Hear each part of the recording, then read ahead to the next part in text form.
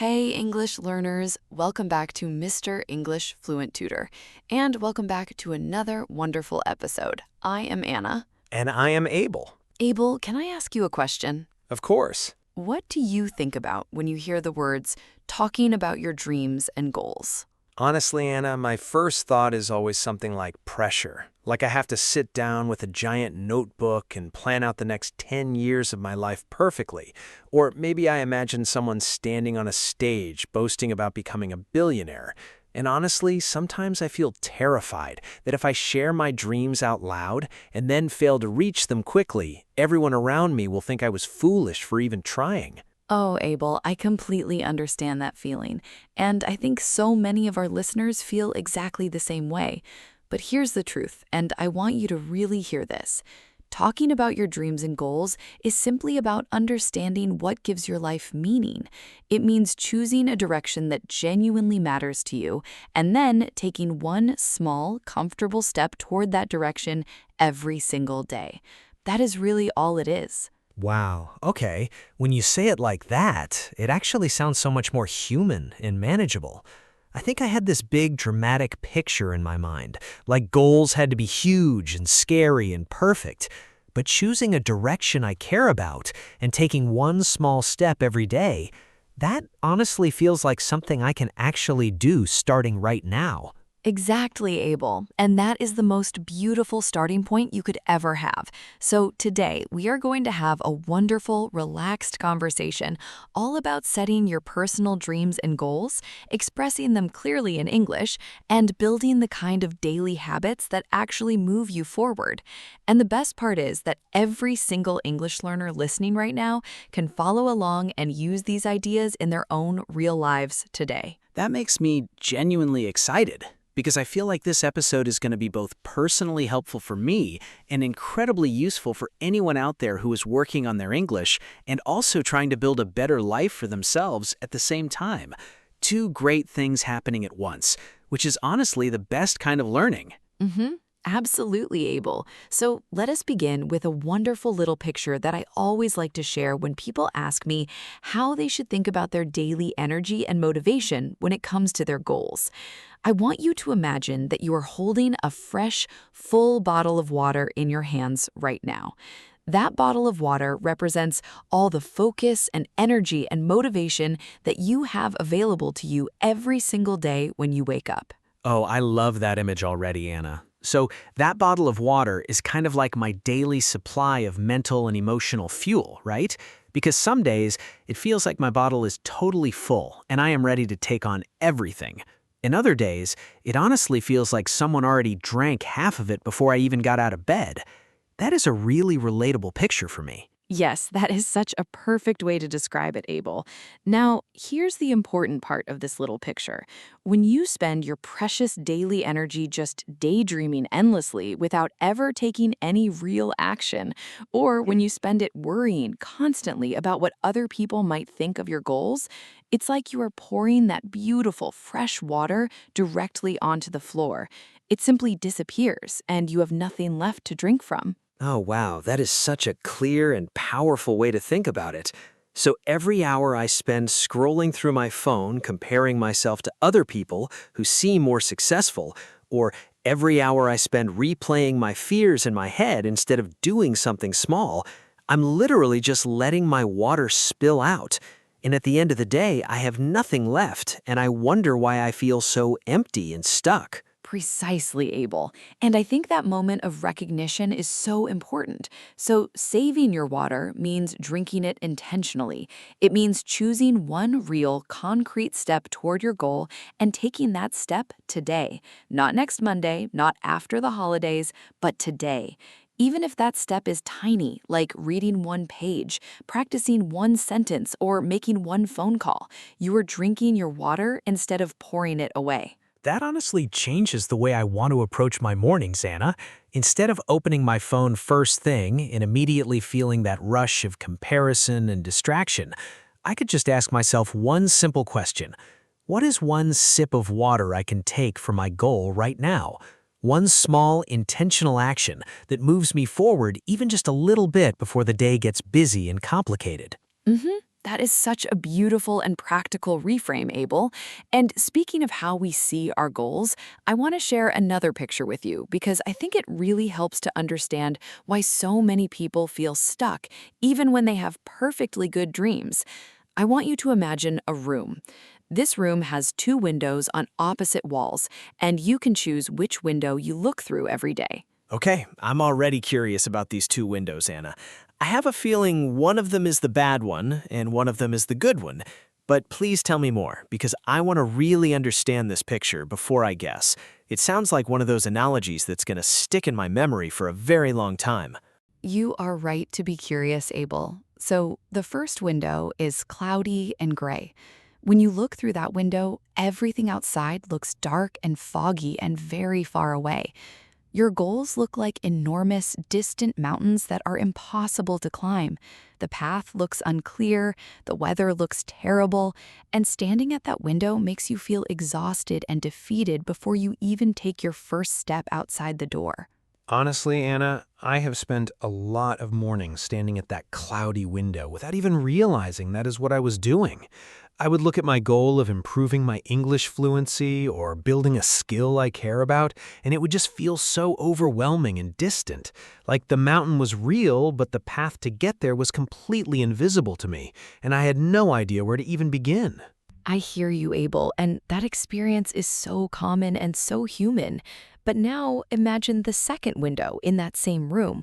This window is clear and bright, and it looks out onto a beautiful green garden. And when you look through this window, you do not see the mountain anymore. Instead, you see the garden right in front of you, full of small, pleasant, manageable daily habits that are already growing and blooming within arm's reach. Oh, I absolutely love that image, Anna. So the green garden window helps you stop staring at the terrifying size of the final destination and instead helps you focus on the small, beautiful daily things you can actually touch and tend to right now, like watering one plant today, trimming one branch tomorrow, and over time that daily care in the garden is exactly what builds the path up the mountain anyway. Yes, Abel, you described it perfectly. Every single major achievement that any person has ever accomplished in the history of the world was made up of exactly those kinds of small, pleasant daily habits. The garden view reminds you that you do not need to solve the whole mountain today. You just need to tend to your garden this morning, this afternoon, and this evening with patience and love. That genuinely makes me feel so much more calm about my own goals, Anna. I think the mistake I always made was that I kept trying to look through both windows at the same time. So I was half terrified by the mountain and half distracted by the garden, and I never fully committed to just tending the garden every day. Choosing one window and staying there sounds like such a liberating decision. It really is, Abel. And choosing that window consistently is itself a form of discipline. And speaking of moving forward step by step, I want to introduce another beautiful picture that I think will really help our listeners today. Imagine that you are standing at the edge of a wide, beautiful river, and on the other side of that river is the life and the achievement you are working toward. Now, you could not swim across in one giant leap. Right, and I think a lot of people, myself included, have actually frozen at the edge of that river because they look at the distance between where they are and where they want to be, and the gap just seems completely unbridgeable. Like jumping across a river that wide sounds absolutely impossible. So instead of jumping, they just stand at the edge feeling discouraged, and days and weeks and months go by without any real movement forward. Exactly, Abel. And that is why the picture is not about jumping at all. Instead, imagine that there are stepping stones placed across the river. You cannot see all of them at once from where you are standing, but you can see the very next one right in front of your foot. And here's the wonderful part. Each of those stepping stones is just a small 10-minute coin of focused action that you collect and place beneath your feet every single day. Ah, wow. I love the idea of 10-minute coins, Anna. So instead of needing a huge block of free time or a perfect situation to work on my goals, I can just collect these little 10-minute coins throughout my day, like spending 10 minutes practicing a new vocabulary word out loud, or spending 10 minutes researching something related to my goal, or spending 10 minutes writing down my thoughts in English.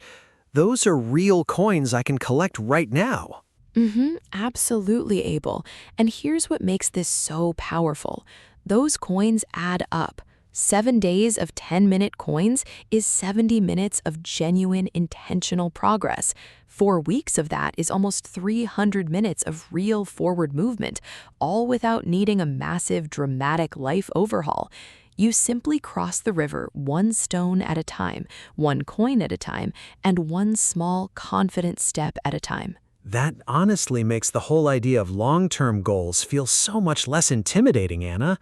Because I used to think that working toward a big dream meant making these heroic, exhausting efforts that required enormous time and willpower.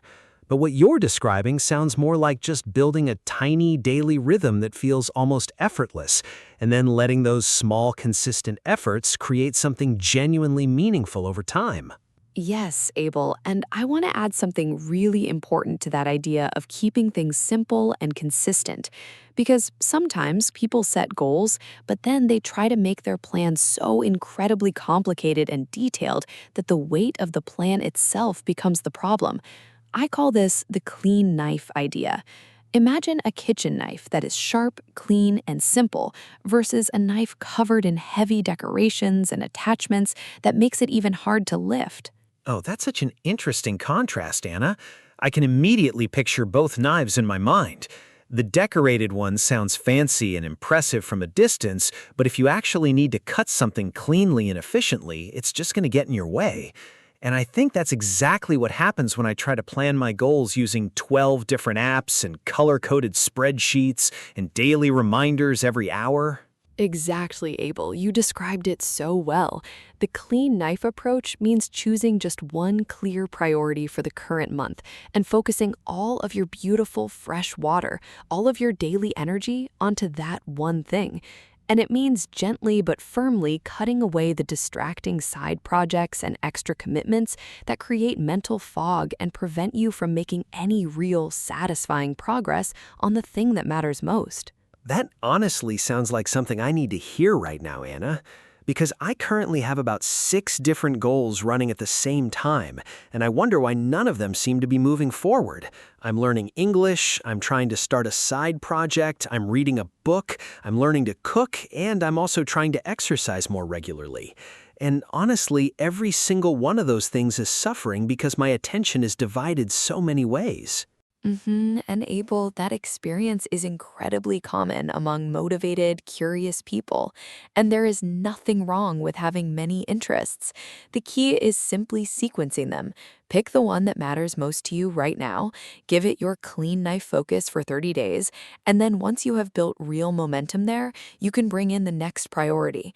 That rhythm of focus, progress, and then expansion is how consistent people build beautiful lives.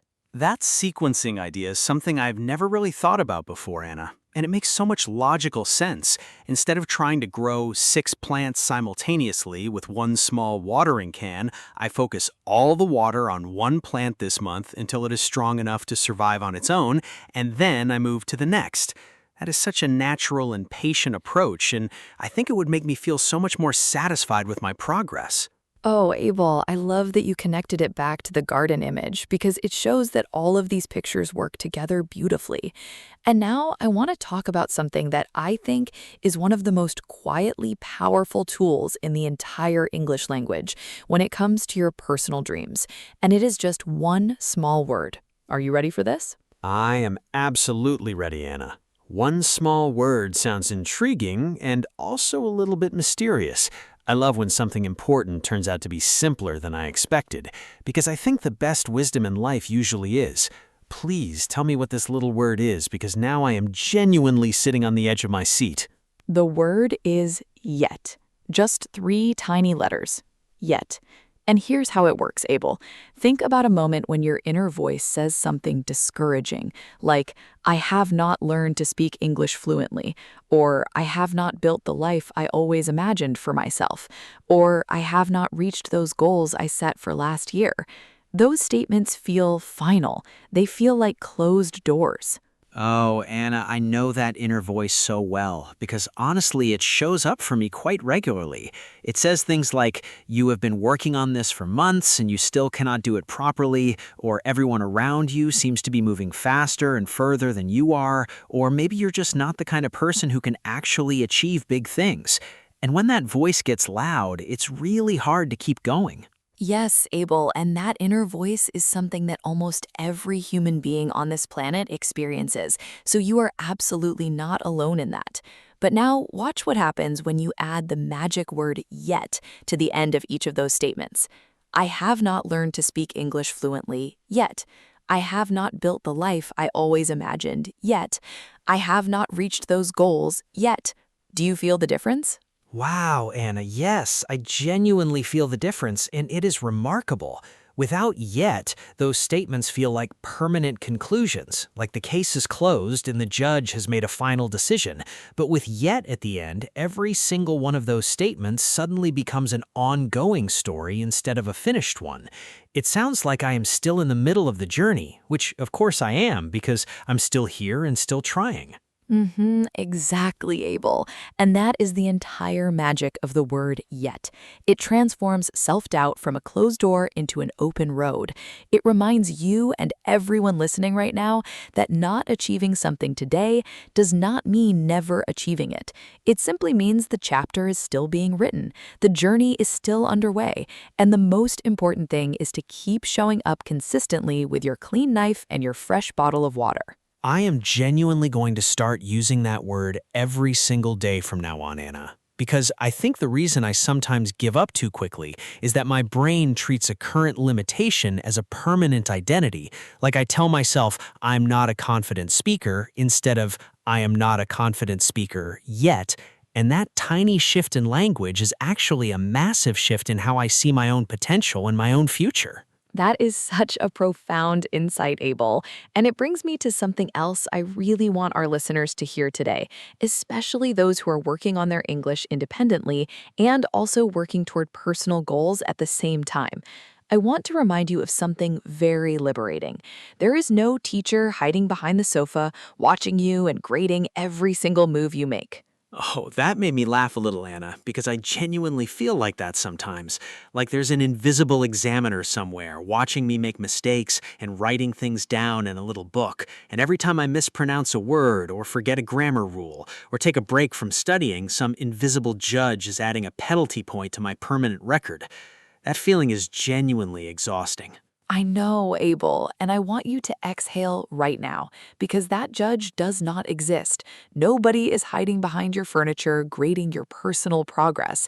You are a free, independent learner, and that means you are allowed to set your own pace, make your own mistakes, celebrate your own tiny victories, and move forward on the timeline that works for your real life, not someone else's imagined ideal schedule. That is such a genuinely comforting reminder, Anna, and I think it applies equally to learning English and to working toward any personal goal in life. We have been conditioned by school systems and social comparison to feel like everything is being evaluated and scored at every moment. But the real world of personal growth is much more private, much more patient, and much more forgiving than any classroom ever was. Yes, beautifully said, Abel.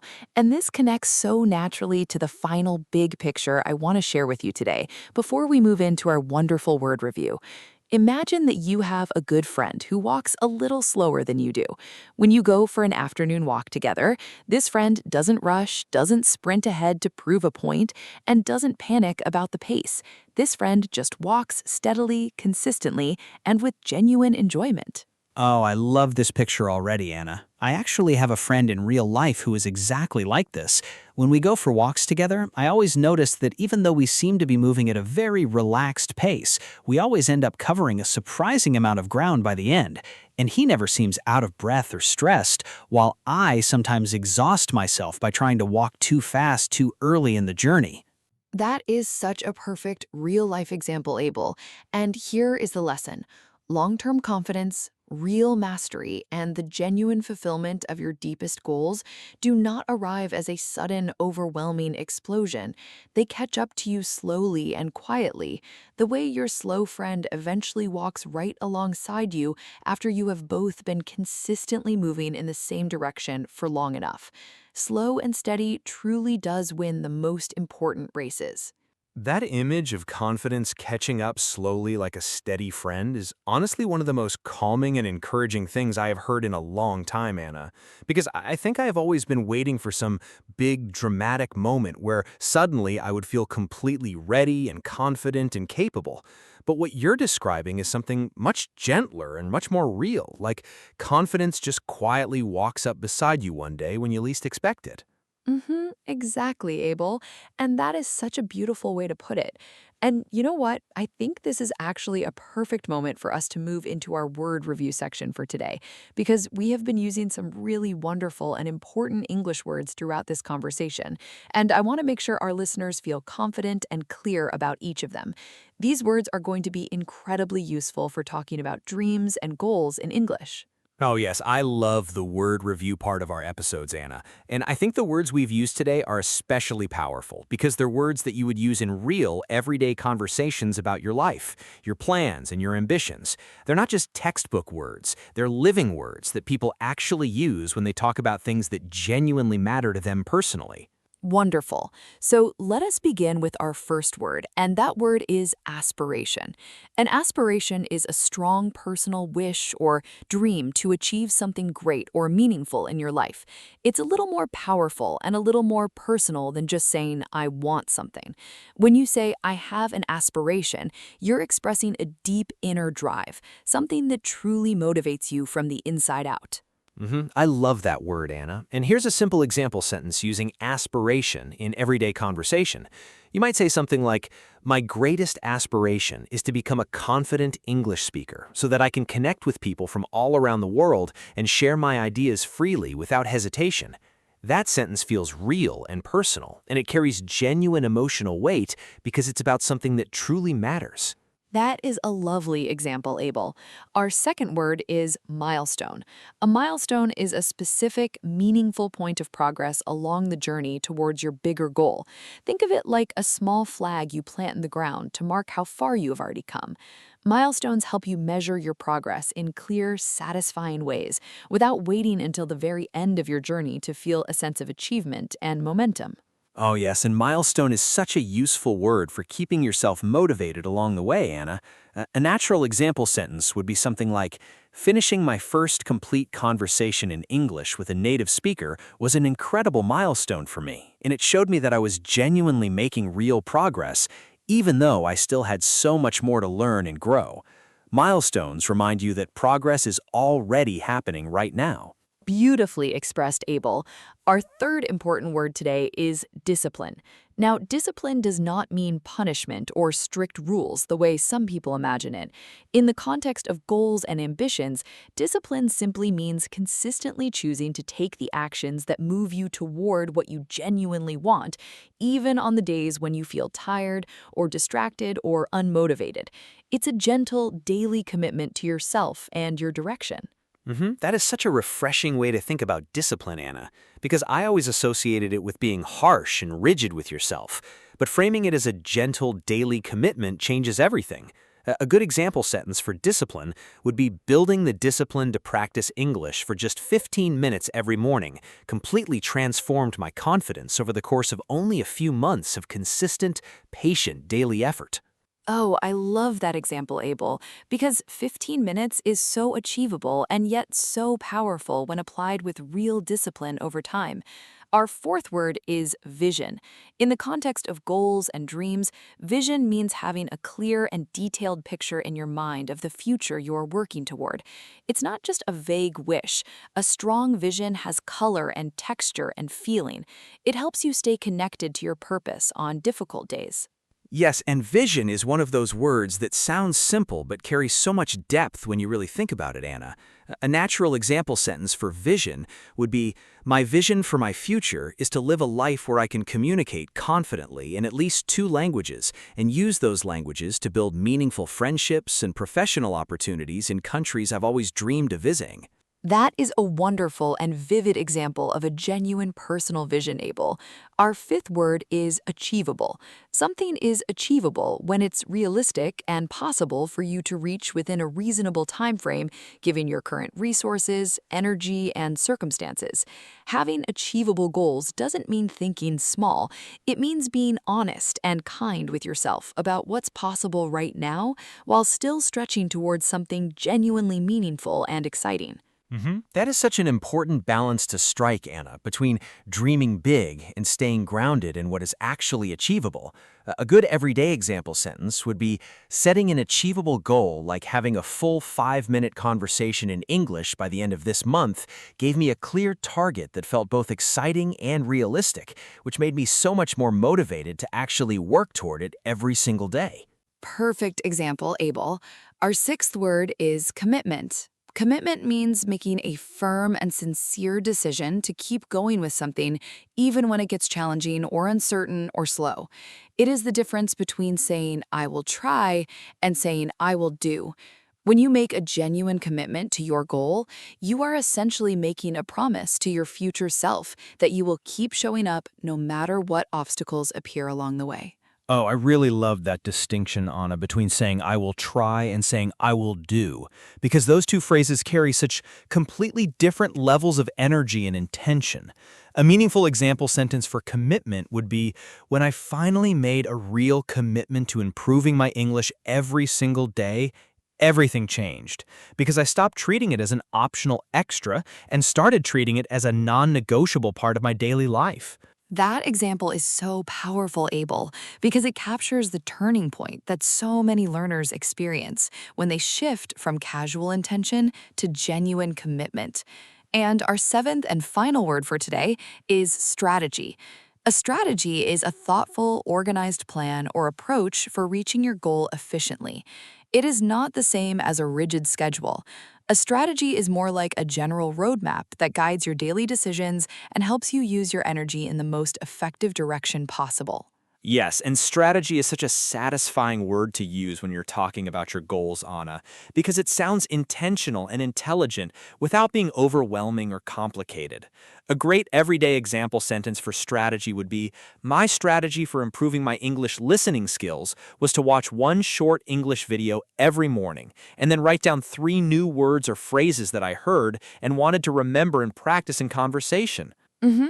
And that strategy sounds incredibly simple and also genuinely effective, Abel. So those are our 7 wonderful words for today: aspiration, milestone, discipline, vision, achievable, commitment, and strategy.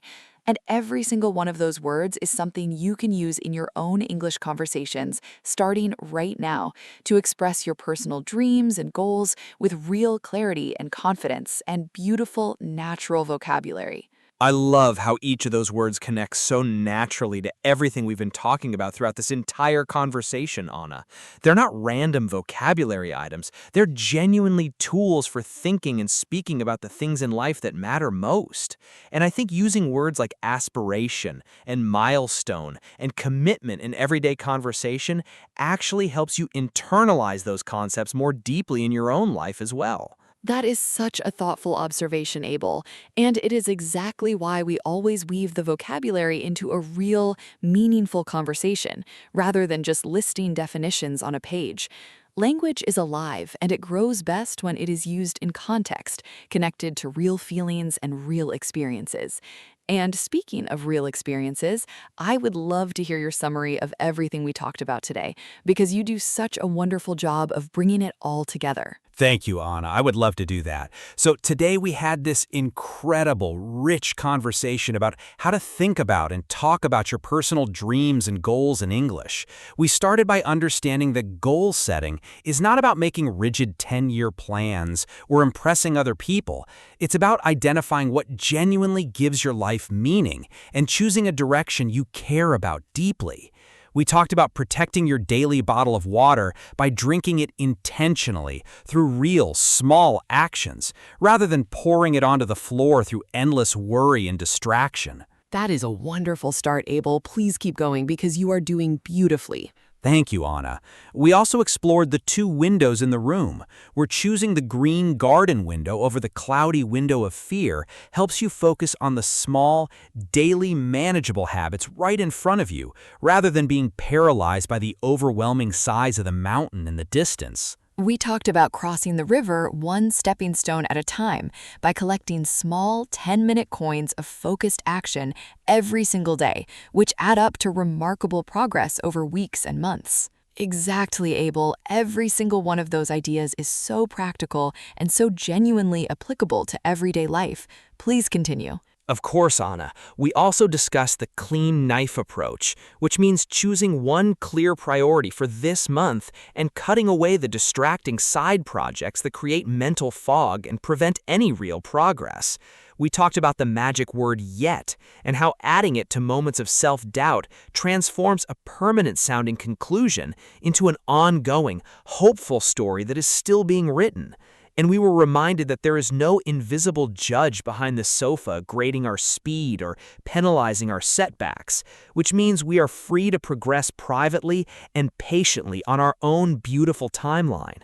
Oh, Abel, that recap was genuinely wonderful, and I think it captured every important idea from today's conversation with such warmth and clarity. And I also want to add that the slow friend analogy reminds us that long-term confidence and real mastery do not arrive all at once in a dramatic rush. They catch up gently and quietly, like a steady friend on an afternoon walk. And that patient consistency is truly the most reliable path to a fulfilling and meaningful life. Yes, and honestly, Anna, I feel like today's episode has given me not just better English vocabulary, but also a completely different and healthier relationship with my own goals and ambitions. I feel more patient with myself, more excited about small daily progress, and more confident that the direction I'm moving in actually matters, even on the days when the progress feels slow or invisible. That's a really valuable gift. That means everything to hear, Abel, and I believe that is exactly the feeling our listeners deserve to take away from today as well. Because learning English is itself one of the most meaningful goals a person can pursue. And every episode of this podcast is a stepping stone across that beautiful river. You are already collecting your coins just by being here and listening and learning and growing right now in this moment. And if you are listening to this right now, I want you to know that we genuinely see your effort and we celebrate your consistency. Whether this is your first episode or your 50th, the fact that you keep showing up and keep choosing your green garden window over the cloudy one is already a form of beautiful, powerful discipline and commitment. You are doing so much better than you might think you are. And that brings me to something I would love for you to do right now, because we always love hearing from our amazing community of English learners. Please drop a comment below this video sharing one big dream or one small goal that you are actively working toward right now. Write it in English and remember to use some of today's wonderful words if you can. Words like aspiration, milestone, commitment, or strategy. We read every single comment and we celebrate every single one of you. Yes, please do share your goals with us in the comments because your words might also inspire someone else in our community who is watching and reading and looking for a little extra encouragement today. You never know whose life your comment might brighten and motivate. And remember, you do not have to wait until your goal is perfectly formed to share it. Share it as it is right now, messy and real and alive and full of yet. Oh, Abel, I love that. Share it messy and real and full of yet. That might be my favorite thing you have said in this entire episode. And on that truly beautiful note, it is time for us to wrap up today's conversation. Thank you so much to every single listener who spent this time with us today. Your presence here genuinely matters, and your journey genuinely inspires us every single time we sit down to record together. Thank you, Anna, and thank you to all of our incredible English learners around the world. Remember that your aspiration is valid, your milestone is coming, your discipline is building, your vision is real, your goal is achievable, your commitment is powerful, and your strategy is working. Keep going, keep collecting those 10-minute coins, keep tending your garden, and keep protecting that beautiful fresh bottle of water that is uniquely yours. Until next time, keep learning, keep growing, and keep speaking with confidence and ease. This is Anna, And this is Abel. and you have been listening to the Mr. English Fluent Tutor podcast. Bye-bye, take care. And hey, before you go, click on the next video right now to keep your English and your personal progress moving forward smoothly. We have so many more wonderful conversations waiting for you, and your next stepping stone is just one click away.